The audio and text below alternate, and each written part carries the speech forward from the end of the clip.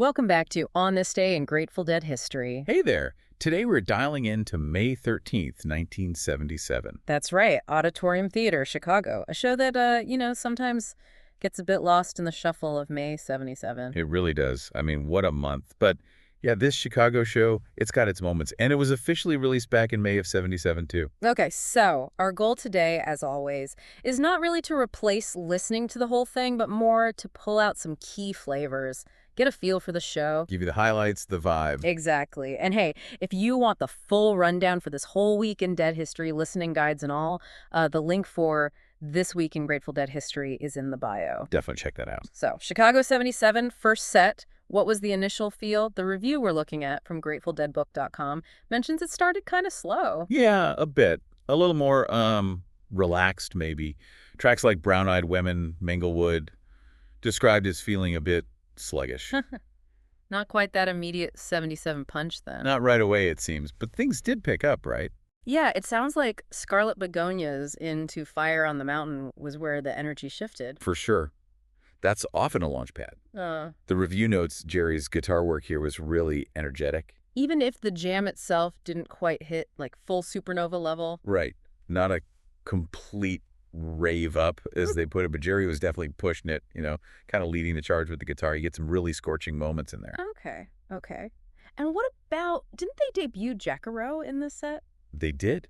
First time ever played live. Wow, how did that land? Well, interestingly, it's described as having a samba vibe. Oh, different. Yeah, kind of unexpected maybe. Yeah. And it sounds like they were pretty tight on it, despite it being the debut. Rehearsed composure was the phrase used. So they clearly worked on it beforehand. Okay, so the first set kind of builds. Then we get to the second set, anticipation for the other one. Always, right. Yeah. Especially in 77. And this version sounds pretty unique. How so? Well, apparently Phil didn't drop his usual, big introductory bomb. Instead, it started with a more subtle chord.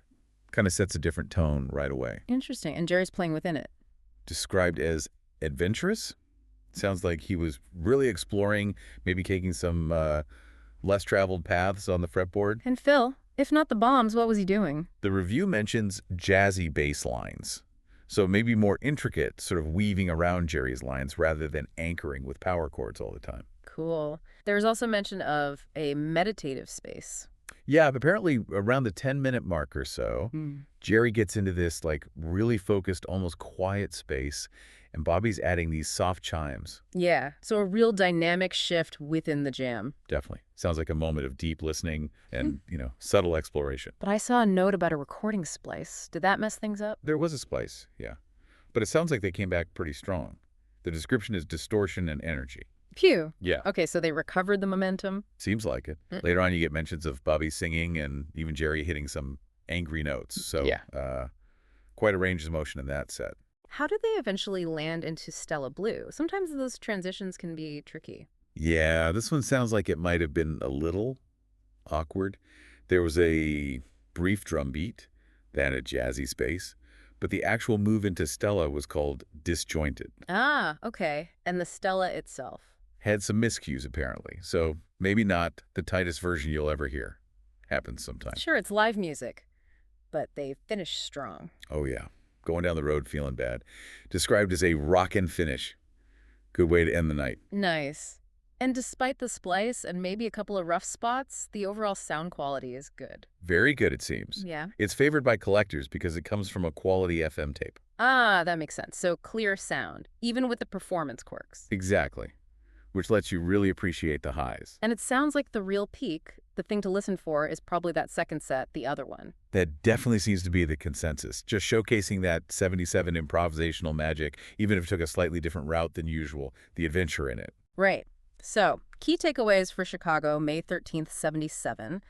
A first set that kind of warms up and catches fire with Scarlet Fire. And then a second set with a really exploratory, unique other one. Yeah, and the debut of Jacaro with that samba feel. Yeah. Definitely worth digging into if you're exploring 77. For sure. It just shows, doesn't it? Even shows that aren't like the biggest names from a tour can have these really fantastic, unique moments. Absolutely. There are always gems hidden in the archive. Well said. And don't forget, everyone, for more deep dives from This Week in Dead History, check out that link in the bio. You might find another hidden gem waiting for you there.